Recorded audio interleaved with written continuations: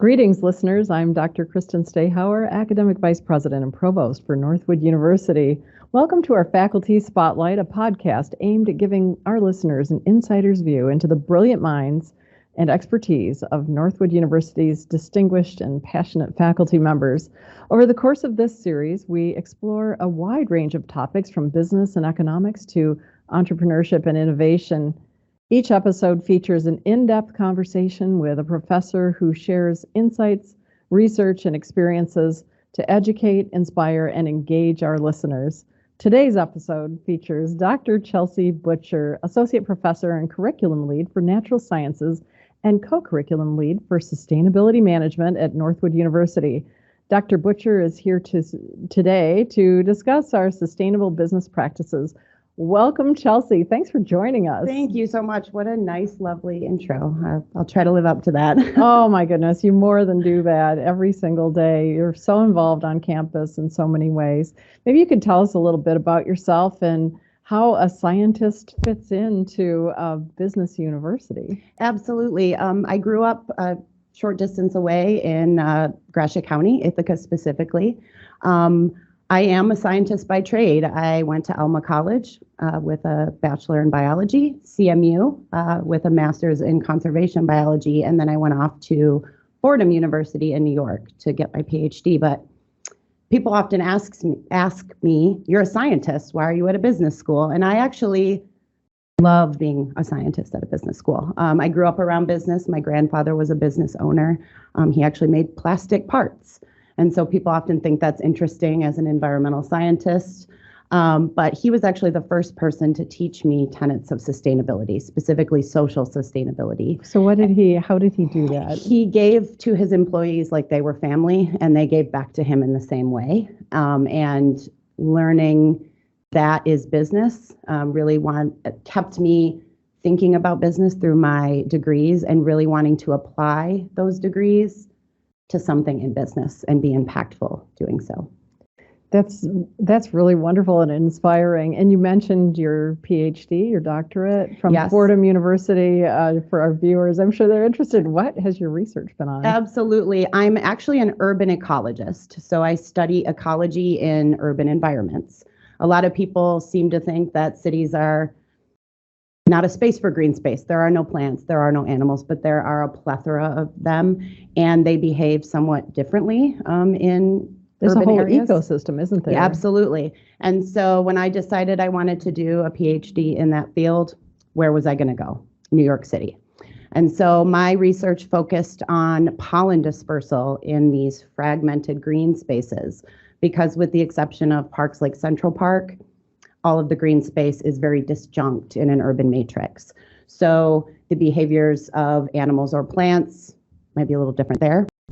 But I actually found that pollen disperses pretty expectedly to a more natural area in these urban environments. So even though the spaces are small and disjunct, they're impactful. That's such a great way of describing it. You mentioned pollinators. We think of bees, but there are other pollinators as well. Yes, absolutely. And so one of my study species was tomatoes. And tomatoes, as we know, are a crop species. And so it's really important to know how their pollen disperses in unique habitats. We only have so much fixed land on this planet, and we need it for a lot of different things. And so how can we get creative with smaller spaces?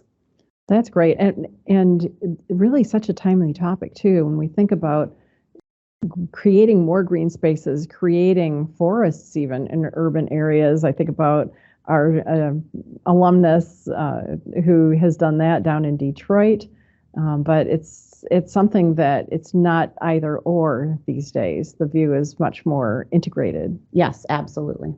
Yeah. So could you talk a bit more about the importance of sustainability in modern business? You talked about the application of your scientific knowledge, and natural science course is required of all of our Northwood University students as one of those key elements to prepare them as successful business people. Absolutely. And the course specifically that we require is environmental science. And so on the first day of class, I always ask the students, why do you think this is the course that's required here? Why is it not genetics? Why is it not microbiology? And so we start the course thinking about how intertwined business is with specifically the environment. We need the resources to drive business, and we also need the environment to take on some of that end product pollution. So how can we utilize those resources more sustainably to eke them out and also reduce that pollution on the other end? And so that's very environmentally focused, but then in more upper level courses, we definitely dive into the other pillars of sustainability being social and economic, all three equal importance. So could you maybe share a bit about, give us an insight into what you cover in your classes about sustainability in modern business? Absolutely. Right now we're covering the United Nations Sustainable Development Goals in tandem with a book that's titled Green Giants. And it's all about, written by a business person, all about big billion-dollar companies that have made a lot of money off of being sustainable. And these are companies that everybody knows: Tesla, Toyota, Chipotle, Whole Foods. These are companies that people may not even immediately associate with sustainability, but they're making a lot of money while doing so. Well, and our neighbor here in Midland, Michigan, Dow, has also been at the forefront of being innovative in how they approach sustainability. Absolutely. And I've been incredibly lucky to be able to work with some of the people on the sustainability side at Dow. And so absolutely, they're making huge strides. So we have a sustainability minor at Northwood University. Could you share a bit more about that? Yes. How much time do you have? Yes, absolutely. It's a really dynamic minor. It is set up in a way that they get every aspect of sustainability. So it's not overly focused on the environmental pillar or the economic pillar, but balanced all three with social, economic, and environmental science. I usually tell the students it's all well and good to be good to society and to the planet, but we need to still be able to make forward progress. So how do we do so in a sustainable manner? They get experiential learning in a number of their classes. The one I am teaching now, we're actually working on a project that was funded by Northwood's alumni through the Project 100 program, and it is Northwood's Career Closet. And it's a space for folks at Northwood and in the community to donate new or gently used clothing that could be utilized by students. And we already have quite a demand for students who maybe they went home for the weekend and forgot to bring their jacket, but they have an interview. Or maybe they have several interviews and they don't want to rewear the same jacket for 5 interviews. They can pop down, borrow a jacket, they can bring it back, they can take it for their future career. And we've got a lot of positive feedback on the project. So the students actually work to drive that project forward in the class. And it's expensive to create a career wardrobe as well. Yes. So I imagine that's been helpful to some Absolutely. And students the as well. outpouring of support from the community and Northwood members has been incredible. Could you describe the space? Because it's kind of set up like a retail environment, isn't it? Yeah, so right now we're still in the development phase, as this is a 100% student-run project. So we envision that we will have a space that will be set up for retail. We are working on identifying that space on campus. We also want to make sure it's an accessible space so that people can get to it easily. So to be continued on that. That's great. So, and a bit of a call to action. I imagine some of our listeners might have, maybe somebody who's a recent retiree might have a whole closet full of great clothing that could benefit our students. We welcome it. Absolutely. And could you share a little bit about Project 100 and how that works? Because absolutely. That's an innovative approach. It is, and it's incredible. This is one example, of course, of funding that has gone straight from the donors. I have only personally been through the cycle once, but I was so impressed. It's a group of 100 alumni that donate, and each semester that pool of money goes to the project that they deem worthy. And the year that the Career Closet won, our competitors were just as fantastic. So all 3 that presented deserved that award money. And so it's really incredible to see what our students are capable of. Yeah, it surely is. And what's so great too is that they watch it online and then they can do online voting, right? Yep. For the winning project. Yes, absolutely. Well, thank you for your leadership on that and helping our students. It was very much student driven. Absolutely. Yeah, they came up with the idea to present to Project 100, and I was just lucky enough to be on the ride with them. So, well, We know that you're the glue that helps keep it Well, going. thank you. So thanks for your continued leadership there. What are the economic benefits to adopting sustainable Absolutely. business practices? Because that's something that comes up a lot, and that it's good business. Absolutely. For so long, that economic piece and environmental and social pieces were disjunct. It's kind of like an They were either at or, odds. wasn't it? Yeah. It was either or, and it does perception of either or. Absolutely. There are several reasons it's economically sustainable to be environmentally and socially sustainable.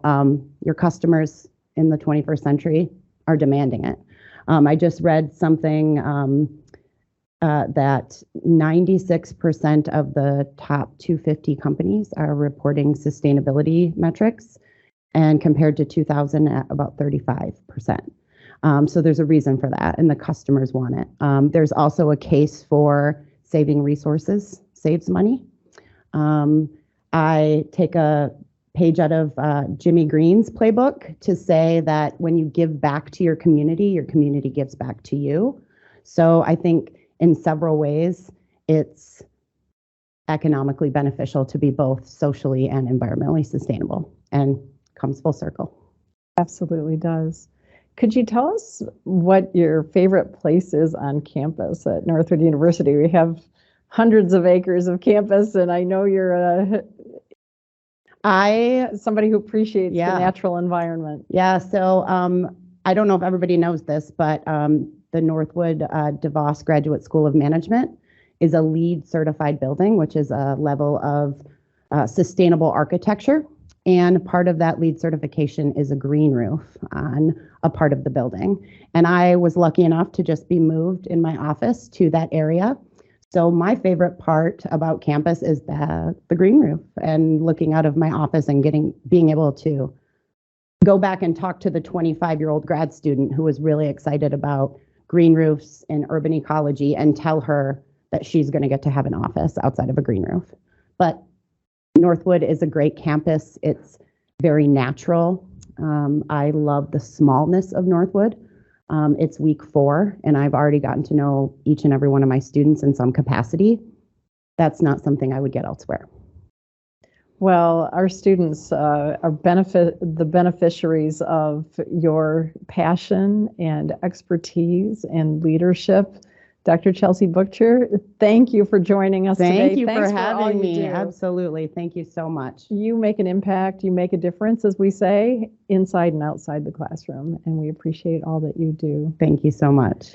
So thanks for joining us, Dr. Butcher, and thank you to our listeners for joining us as we bridge the gap between academics and industry and provide valuable insights into the world of business and beyond. Subscribe now to stay informed and inspired by the voices shaping the future at Northwood University, and please follow us at Northwood U on social media. Thanks again for joining us. Thank you for having me.